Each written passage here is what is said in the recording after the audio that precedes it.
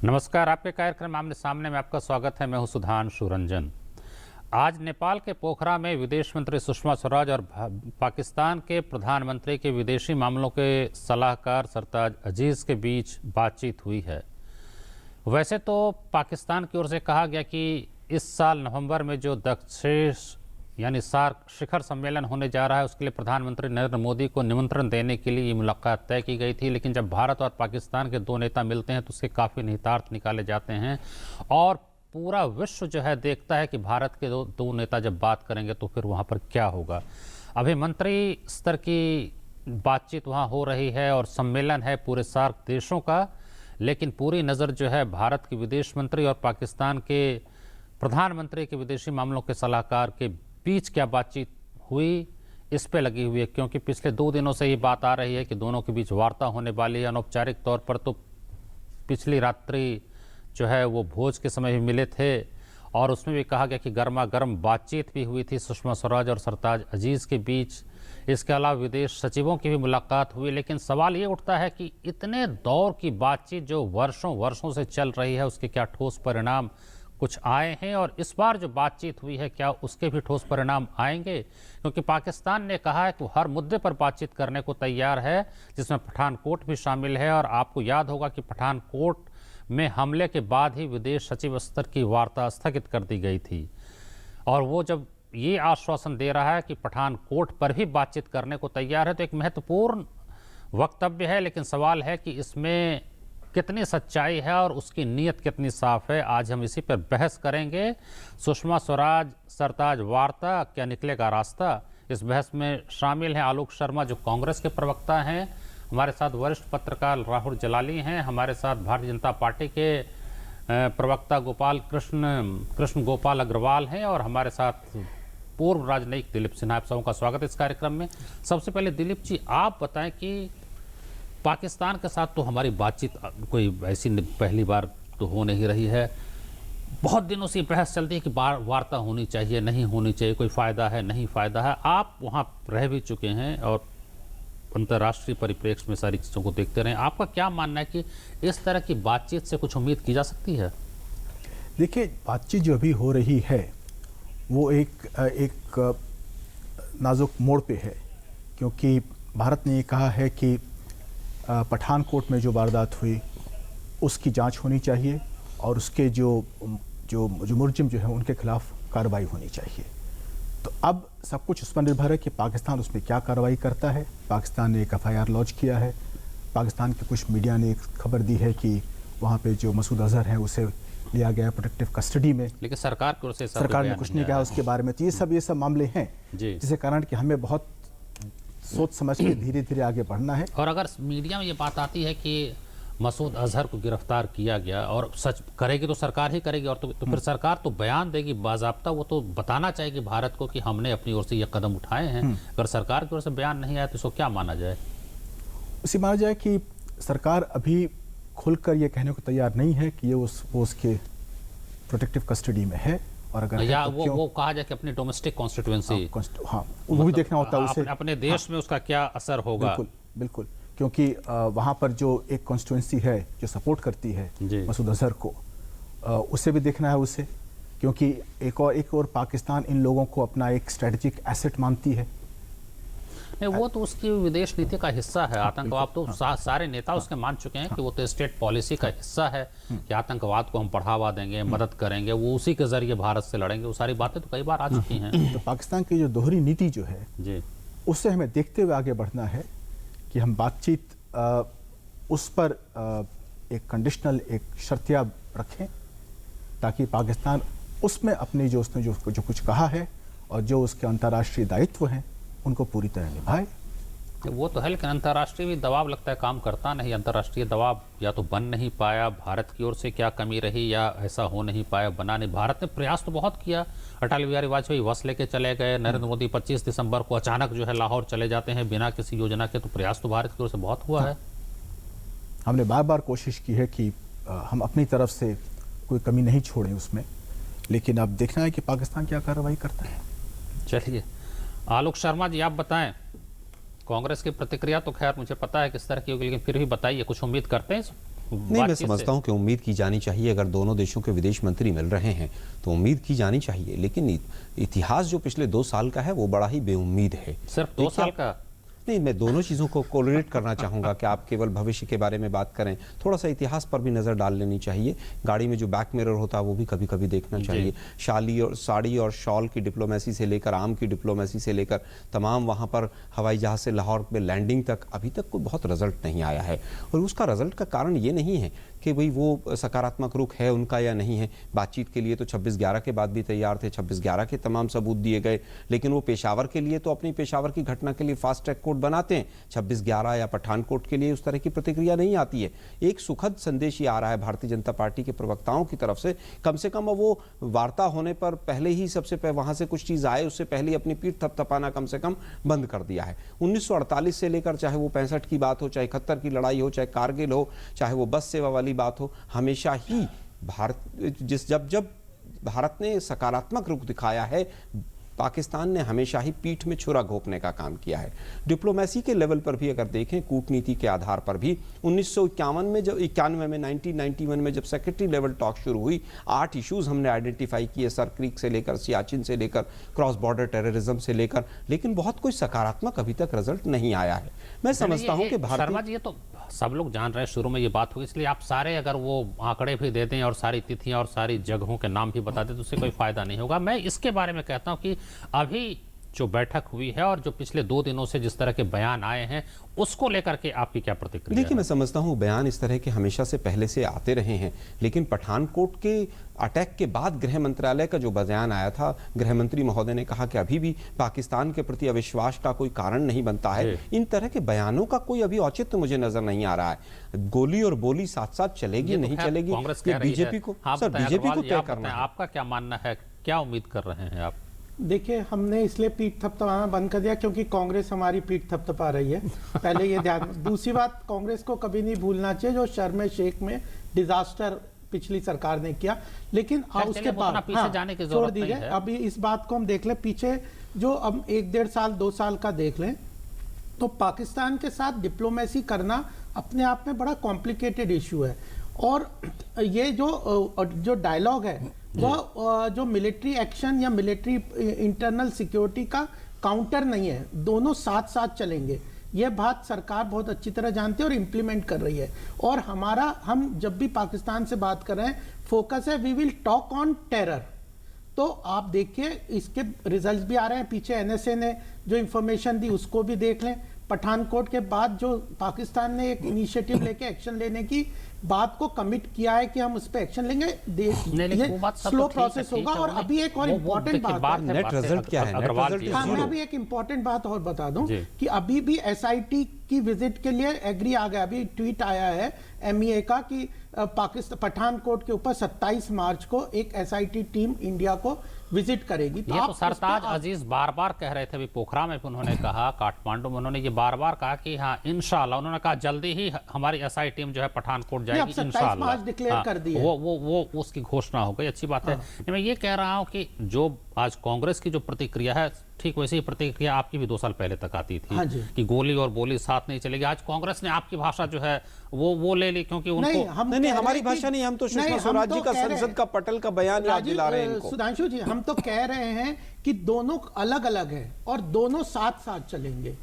आप ये नहीं कि गोली की बात करोगे तो गोली बंद कर दो। यही प्रॉब्लम थी कि आप जब कांग्रेस की जो पॉलिसी थी कि जब हम बातचीत करेंगे तो बाकी चीजें हम इंटरनल सिक्योरिटी या कभी नहीं रहा है, क्रॉस बॉर्डर टेररिज्म को हम एक्सेप्ट करते रहेंगे। हम कह रहे हैं हमारी बॉर्डर को फुली सिक्योर रहना चाहिए। डिफेंस मिनिस्टर ने कह दिया, कल भी उनका स्टेटमेंट आया था कि even terrorist attacks will be considered a soft war. तो इतने दोनों लेवल पे घटना को भी हम एक युद्ध मानेंगे। हाँ, तो ये दोनों लेवल को साथ साथ चलाना पड़ेगा। ये नहीं है कि बयान तो ठीक है, मुंह तोड़ जवाब देंगे वो भूल गए। रक्षा मंत्री ने दिया है, ईंट का जवाब पत्थर से देंगे वो भी भूल गया कि भारत जो है वो कहते हैं कि पेन फॉर पेन वाली बात है, म्यांमार की तरह जो ऑपरेशन है वो भी करेंगे। वो सारी बातें कही गई हैं, करेंगे, लेकिन वो उसका नतीजा भी तो दिखना चाहिए ना। देखिए, अल्टीमेटली ये जो आज जो समिट हो रहा है, ये सार्क समिट है। सार्क में जो ये बायलैटरल तो है नहीं, इसमें फोकस हमारा पूरी तरह से सार्क को नहीं, एक वो तो स्ट्रेंथन खैर करने तकनीकी का बात आप कह रहे हैं। मैंने नहीं, और देखा है, economic मैंने सार्क development समिट को हमारा मैंने बहुत खुद बढ़िया कई बार important कवर किया है। हाँ। मैंने देखा है कि सार्क समिट तो बिल्कुल साइड लाइन हो जाता है और फिर भारत पाक वार्ता 2002 में मैं था तो वही लग रहा था जसवंत सिंह अब्दुल सत्तार बात करेंगे नहीं करेंगे, पूरी दुनिया के प्रेस जो है और मीडिया जो सिर्फ इसी में पूरा फोकस था। बिल्कुल, इसलिए वो लेकिन तकनीक- सरकार का फोकस इस पे नहीं है। सरकार इसको बायलैटरल डायलॉग की तरह नहीं ले रही। सरकार के लिए, हमारे लिए आर्थिक विकास, सार्क को एक स्ट्रॉन्ग इकोनॉमिक एजेंडा लेके आगे बढ़ना है, यही फोकस है। इस बार फॉरेन मिनिस्टर ने भी स्पष्ट किया है और सरकार ने भी स्पष्ट किया कि चाहे हमें रोड्स कनेक्टिविटी चाहिए, चाहे रेल कनेक्टिविटी पे चाहिए। सुषमा स्वराज ने काफी हाँ, जोर दिया है और कि बेहतर जो है सो संपर्क का एजुकेशन की, माध्यम होना यूनिवर्सिटीज चाहिए। का इंटीग्रेशन चाहिए। तो हमारा पूरा इस सार्क का फोकस ये है कि जो सार्क एज एन जो यूनिट एक जो है उसको क्षेत्रीय इकोनॉमिकली संगठन है। स्ट्रेंथन करना है जी। और जो बायलैटरल पाकिस्तान को तो एंगेज करना है इन टॉक्स। केवल टॉक से वो सुधर जाएगा ऐसी कोई हमारी मानने की बात नहीं है। अभी एक और बात हुई है कि नवंबर में प्रधानमंत्री मोदी जी और वो नवाज शरीफ जी यूएस में मिलने की भी संभावना है। हाँ, वो तो चलते रहेंगे, लेकिन बातचीत से सोल्यूशन हो जाएगा ये हम कभी नहीं मान रहे कि पाकिस्तान के साथ। एक छोटे से विराम के लिए यहाँ पर रुकेंगे, उसके बाद चर्चा हम जारी रखेंगे। हमारे साथ राहुल जलाली हैं, उनकी बात हम सुनेंगे। अब बने रहिए हमारे साथ। बहुत बहुत बधाई हो, आपने अपने बच्चों को पोलियो से बचा लिया। लेकिन जब तक दुनिया में पोलियो का एक भी केस है, पोलियो का खतरा बना हुआ है।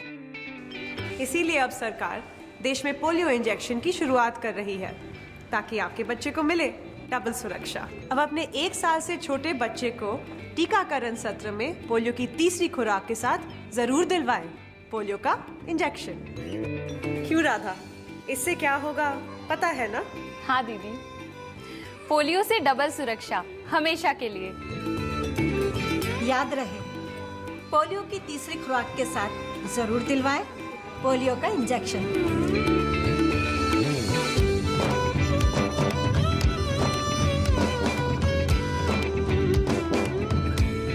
अधिक जानकारी के लिए अपने पास के स्वास्थ्य केंद्र, एएनएम या आशा दीदी से संपर्क करें।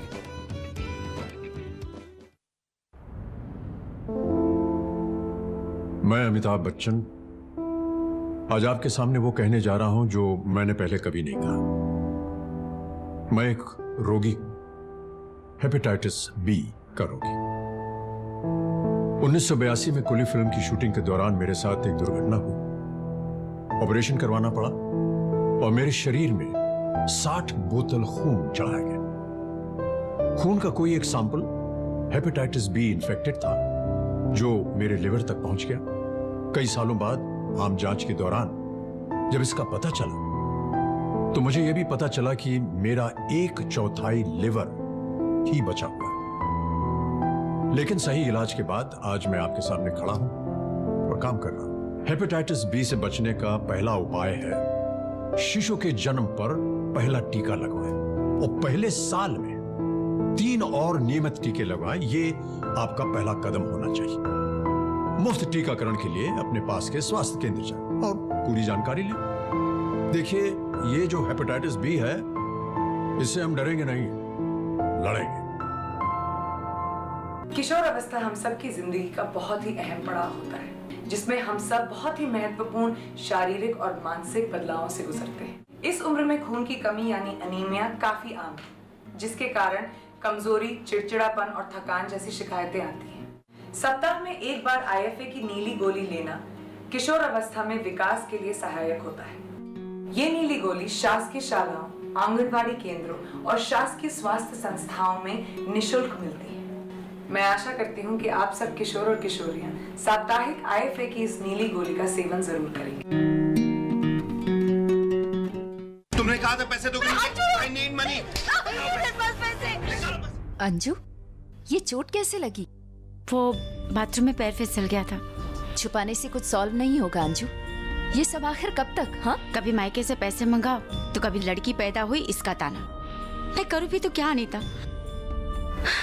छोड़ना, मेरे घर की बात है। ये तुम्हारी इज्जत की बात है। अपने पति के घर में इज्जत से रह पाना तुम्हारा हक है और वो जो कर रहा है गैर कानूनी है। इसकी कंप्लेंट करना जरूरी है। डरो मत, डोमेस्टिक वायलेंस एक्ट के तहत तुम्हारे पति को पहले वार्निंग दी जाएगी और एक प्रोटेक्शन ऑफिसर भी अपॉइंट होगा जो उसके बर्ताव पर निगरानी रखेगा। इसमें काउंसलिंग, इमरजेंसी में शेल्टर होम और मेडिकल की सुविधा भी है। फिर भी हालात नहीं सुधरे तो घरेलू हिंसा अधिनियम 2005 के अंतर्गत आप निकटतम पुलिस स्टेशन में कंप्लेंट कर सकते हैं। अगर सुनवाई नहीं होती है तो राष्ट्रीय महिला आयोग की मदद भी ले सकते हैं। घर के अंदर होने वाले जुल्म को छुपाओ मत, बल्कि आवाज उठाओ। आज मेरा एग्जाम है। अच्छा होगा डेविड, गुड लक।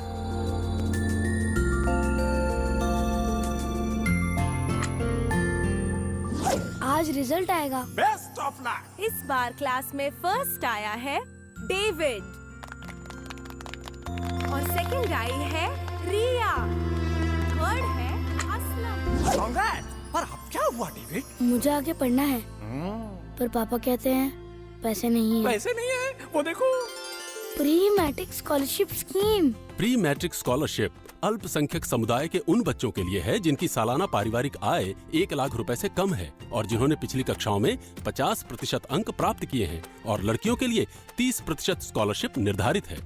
अधिक जानकारी के लिए लॉग इन करें www.minorityAffairs.gov.in पर या कॉल करें टोल फ्री नंबर 1800112001 पर। सबका साथ, सबका विकास। ये चांदनी का चौक है। ये रविंद्र का सेतु है। मरीना का बीच है ये आजाद का मैदान है। खड़े सिंह दा मार गया। चित्तरंजन का एवेन्यू है ये। अन्ना का नगर यही है। गंगा की है ये नदी। ये लक्ष्मी की कॉलोनी है। बंकिम का स्ट्रीट है ये। नरीमन का पॉइंट है ये। और मैं तुम्हें इसे गंदा नहीं करने दूंगा। यहाँ कचरा नहीं फेंकने दूंगी। पान नहीं थूकने दूंगा। केले का छिलका नहीं फेंकने दूंगी। अगर एक बार 125 करोड़ देशवासी तय कर ले कि मैं गंदगी नहीं करूंगा तो दुनिया की कोई ताकत नहीं है जो हिंदुस्तान को गंदा कर सके। स्वच्छ भारत, एक कदम स्वच्छता की ओर। अंतराल के बाद फिर से आपका स्वागत है। इस कार्यक्रम में हम चर्चा कर रहे हैं सुषमा स्वराज सरताज अजीज वार्ता को लेकर के। हाँ, आप बताएं राहुल जलाली जी कि आप किस रूप में देखेंगे कि जैसा कि और भी हमारे मेहमानों ने कहा कि हाँ वार्ताएं तो होती रहती हैं और फिर आप उम्मीद करिए न करिए, लेकिन पाकिस्तान का रुख भी जो है इतने सालों में लगभग पता चल चुका है। आपको क्या लगता है कि क्या अब जो थोड़ा सा परिवर्तन दिखाई दे रहा है पाकिस्तान के बयानों में, पहले इस तरह के बयान भी नहीं देते हैं, काफ़ी उन्होंने अपनी गलतियां मानी भी हैं कि हाँ ये गलतियां हुई हैं और हम उसको दुरुस्त भी करेंगे, तो क्या उम्मीद की जानी चाहिए? देखिए, दो चीज़ें यहाँ पे बहुत अहम है। इस सरकार के आने से कि वो सारी चीज़ें एज यूजुअल चल रही है वो सही नहीं है। तो पहली बात, एक डिसीजन किसी स्तर पे लिया गया है कि बातचीत जो है वो रुकेगी नहीं अगर पठानकोट भी हो, क्योंकि देखिए बातचीत का दायरा बदल गया कि पहले पठानकोट के बाद फॉरेन सेक्रेटरी लेवल की टॉक थी, वो स्थगित कर दी गई, एनएसए लेवल टॉक आ गई। एनएसए लेवल की टॉक्स में टेरर डिस्कस किया गया, टेररिज्म, आतंकवाद एक मुद्दे पे रहा और एनएसए की बातचीत हुई भी इस पे। उसके बाद फिर जरूर कुछ आश्वासन मिला होगा और उसकी आप एक देखिए जो बात सामने आई, अभी आपको याद होगा कि पहली बार पाकिस्तान के एनएसए ने भारत से ये कहा कि हाँ, आपके यहाँ आतंकवाद आ गए हैं, तो ये पहले कभी नहीं हुआ। ये एक फर्क मैं जरूर देखता हूँ ग्राउंड में जो आया है। फिर जो बात हुई सार्क की, देखिए भारत, इस सरकार ने वो डिप्लोमेसी भी थोड़ा बदल दिया है। हमारे जितने भी सार्क देश हैं, बांग्लादेश हो जाए, नेपाल हो जाए, भूटान हो जाए, उन बर्मा हो, म्यांमार हो, उनके साथ एक अलग अलग मल्टीलैटरल टाई अप्स है हमारी। बायलैटरल लेवल पे भी टॉक्स हो रहे हैं। जो इन्होंने आर्थिक बात की है, आप देखिए एक रास्ता बन रहा है पूरा जो थाईलैंड तक जाएगा, नॉर्थ ईस्ट से होते हुए म्यांमार के भीतर से, जो बांग्लादेश से भी अब देखिए बायलैटरल लेवल पे कितने समझौते हुए। तो पाकिस्तान ये जरूर हो कि सार्क बिल्कुल हावी हो जाता है भारत पाकिस्तान की बातचीत से, ये रियलाइजेशन थी। इसीलिए सार्क का जो दायरा है वो अब एक टॉकिंग क्लब बन चुका है। हमारी बायलैटरल नेगोशिएशन देखिए हर देश से कहीं बहुत अच्छा चल रहा है, कहीं नहीं चल रहा है, ये जरूर है। तो ये एक बहुत बड़ा फर्क है। और मुझे लगता है आपको वाजपेयी जी की बात याद करनी होगी कि हम अपने दोस्त बदल सकते हैं, पड़ोसी हम अपने नहीं बदल पड़ोसी नहीं बदल सकते। तो खैर सरकार ने भी कहा कि नेबरहुड पॉलिसी फर्स्ट पॉलिसी जो है वो हमारी नीति रहेगी। अगर आप पाकिस्तान से बात करना बिल्कुल बंद कर दें, उससे भी कोई फायदा नहीं हुआ ना। 26/11 के बाद फिर आके आपको बातचीत तो करनी ही पड़े। नहीं, या तो आप फिर अमेरिका की तरह इतने मजबूत हो जाइए कि आप ड्रोन से हमला करिए और आखिर ओसामा बिन लादेन को मार करके उनकी वो स्थिति लाश को लेकर चले जाइए। ये रियलिटी है। दिलीप सिन्हा जी, आप बताएं कि जो आप देख रहे थे प्रतिक्रिया, अलग अलग राजनीतिक दलों की तो अपेक्षित प्रतिक्रिया होती है अपनी पार्टी के हिसाब से। जब भारत में ही एक जो है सो एक मत नहीं हो पाता है पाकिस्तान की प्रतिनिधि में, उसमें राजनयिक रूप में आप क्या महसूस करते हैं? जो राजनयिक होते हैं उनको क्या कठिनाई होती है काम करने में, और क्या मतलब इससे अंतर पड़ता है राजनीतिक दलों के जो मतभेद होते हैं उसको लेकर के? हाँ, उससे हमारा काम और मुश्किल हो जाता है, क्योंकि इसका पूरा लाभ पाकिस्तान उठाता है और जो हमारे अंदरूनी जो मतभेद हैं उसके कारण हमारी नीति कमज़ोर होती है, नीति में अस्पष्टता आने लगती है। और दूसरी बात है कि जैसे ये जो सार्क सम्मेलन हो रहा है, इस सार्क सम्मेलन को या अन्य जो बहुराष्ट्रीय सम्मेलन होते हैं जहां हम जाते हैं, वहां जब भारत पाकिस्तान संबंध जब हावी होने लगता है तो उससे हमारे अंतर्राष्ट्रीय संबंध, हमारे अंतर्राष्ट्रीय छवि पर असर पड़ता है, क्योंकि पाकिस्तान इस वक्त अलग थलग पड़ चुका है पूरे विश्व में। और इन अंतर्राष्ट्रीय सम्मेलनों में पाकिस्तान को बहुत कम लोग पूछते हैं, क्योंकि सब जानते हैं कि पाकिस्तान एक आतंकवादी राष्ट्र है जहां से आतंकवाद पूरी दुनिया में हाँ, वो सब कहते हैं बिल्कुल आतंकवाद का केंद्र, एपिसेंटर ऑफ टेररिज्म। हाँ, लेकिन हम ऐसे सम्मेलनों में जाकर जब हम पाकिस्तान के साथ बातचीत करना शुरू कर देते हैं तो बाकी राष्ट्रों की हम अवहेलना करते हैं। तो अभी जो है ये बातचीत भी आपकी समस्या नहीं होनी चाहिए थी सरताज अजीज के साथ जो देखिए, बात मिलना एक बात होती है, बातचीत जो द्विपक्षीय बातचीत है वो द्विपक्षीय होनी चाहिए, एक बहुराष्ट्रीय सम्मेलन में नहीं होनी चाहिए। आखिर हमें प्रधानमंत्री गए थे, सारे बहुराष्ट्रीय सम्मेलन में कहते हैं साइड लाइंस में थोड़ी बहुत बातचीत होती है कि कैसे अगर कोई विशेष मुद्दा है कब मिलें, कहाँ मिलें, इससे छोटी बहुत बातें हो सकती हैं। लेकिन अगर समय बहुत कम होता है बहुराष्ट्रीय सम्मेलन में, और भी नेता होते हैं वहाँ पर, सबसे मिलना जरूरी होता है, नहीं तो कई दफा होता है। क्या मानना है कि इस बातचीत को क्या कहें, सिर्फ एक फोटो खिंचवाने का अवसर था या कुछ बर्फ पिघलेगी? ऐसा फोटो खिंचवाने का ही मौका होना चाहिए, क्योंकि बर्फ पिघलने के लिए हमें द्विपक्षीय बातचीत करनी होगी जो जारी रहनी चाहिए अधिकारी स्तर पर। आलोक शर्मा जी, बहुत संक्षेप में प्रतिक्रिया अपनी दीजिएगा। मैं केवल ये कहना चाहूँगा, मैं जलाली साहब ने भी कहा कि कोई स्टैंड में फ़र्क आया है विदेश नीति में, मैं उनकी बात से सहमत नहीं हूँ, क्योंकि देश आज कंफ्यूज्ड है कि पठानकोट जैसी घटना के बाद तो आप बातचीत को कंटिन्यू करने की बात करते हैं, लेकिन अगर दो अलगाववादी यहाँ पर पाकिस्तान एम्बेसी में आकर मिल लेते हैं, उनके फॉरेन अफेयर्स के जो भी लोग यहाँ पर अनुयायी लोग हैं, उनसे तो आप बातचीत को बंद कर देते हैं। मेरा कहना है कि बीजेपी की सरकार आने के बाद से पिछले 2 वर्षों में पाकिस्तान के साथ नीति को या कूटनीति को किसी भी तरह से आप आलोक जी किसकी तारीफ करें कि 5 राजनयिकों को कोलकाता जाने से रोक दिया, आप उस पर भी आपत्ति कर देंगे? हमें कोई सिर्फ इसलिए कि उनका आईएसआई और सेना के साथ संबंध था तो भारत सरकार ने एक जो है सो कड़ा उस पर पक्ष दिखाया और कहा कि नहीं, आप T20, भले वो क्रिकेट मैच देखने के लिए जा रहे थे लेकिन भारत सरकार ने जाने से रोक दिया। नहीं, तो आप विषयांतर, आप कहीं ना कहीं विषयांतर कर रहे हैं उसको। मैंने कहा अगर कड़ा रुख आपका अपनाना शुरू किया है तो कड़े पे रहें। मैं कह रहा हूं कि पूरी तरह से विदेश नीति में कंसिस्टेंसी नजर नहीं आ रही है। कहीं ना कहीं जिस तरह से आपने नारे दिए थे, और रक्षा मंत्री ने जो कहा कि हम पूर्व में हुई गलतियों का खामियाजा भुगत रहे, वो तो बोलने देखिए, जुबानी बम तो बीजेपी पूरी पार्टी का एक चरित्र बन गया है। ठीक है, वो तो जवाब देंगे, ईद का जवाब पत्थर से देंगे, ये एक साधारण सी प्रक्रिया हो गई है। सार्क का इस बार का मीटिंग है, ये हमारे लिए इकोनॉमिक एजेंडा महत्वपूर्ण है, इसी का इतना ही लक्ष्य था। जो बायलैटरल डिस्कशन है उसका केवल इतना था कि एक इनविटेशन उनसे लेना है। फिर भी एक आप देखिए आज क्या मतलब इनविटेशन लेने गए हैं वहां पर? इस इनविटेशन उनको देना था। जो सुषमा जी का आज स्टेटमेंट आया वो महत्वपूर्ण है कि हमने पठानकोट पे डिस्कशन किया और एसआईटी का जो आ रहा है 27 मार्च को, तो कम से कम पठानकोट के टेरर डिमांड तो पाकिस्तान सरकार की, हमारी नहीं है। वो पठानकोट के ऊपर एक पर्दा डालने का काम है। आलोक जी, हमें इकोनॉमिक एजेंडा है, सार्क का वही महत्व है, वहां पे मतलब आज भारत पाकिस्तान के रिलेशंस में बीजेपी के लिए केवल इकोनॉमिक एजेंडा रहेगा? तक चला जाए। मर जवान मर किसान का नारा आपने दफन कर दिया। आलोक जी, मैंने आपको रोका सर, मर जवान मर किसान का नारा आपने दफन कर दिया। आलोक जी, आज केवल आपके लिए इकोनॉमिक्स इंपॉर्टेंट हो गई? नहीं, आलोक, पहले आप रेप पर चुनाव लड़ते हैं, रेप के फिर आप आर्थिक विश्लेषण करते हैं। नहीं कि आप सबको बोलने का मौका मिलेगा, इसलिए बहुत संक्षेप में सब। मैं ये कह रहा हूं कि यह जो सार्क मीटिंग है यह केवल इकोनॉमिक एजेंडा इसके लिए महत्वपूर्ण था। यह मल्टीलेटरल टॉक है, इसमें बायलेटरल को बहुत ज्यादा एम्फेसिस दे के कहीं ना कहीं हम अपनी पूरी प्रोसेस को उतना एफिशिएंटली नहीं कर सकते। पाकिस्तान से जो डायलॉग है वो कंटिन्यूअस प्रोसेस है। लेकिन फिर ये भी बात जैसे दिलीप जी कह रहे थे, फिर अभी अमेरिका में न्यूक्लियर सिक्योरिटी समिट है, उसमें भी जो है वहां जाएंगे, नवाज शरीफ भी जाएंगे, नरेंद्र मोदी भी जाएंगे, फिर वहां भी इस महीने के अंत में बातचीत होगी। तो फिर आप ऐसे मंच पे भी तो बात तो कर ही रहे हैं ना पाकिस्तान से। तो कंटिन्यूअस डायलॉग से तो जो टेंशन है वो तो कम होती है।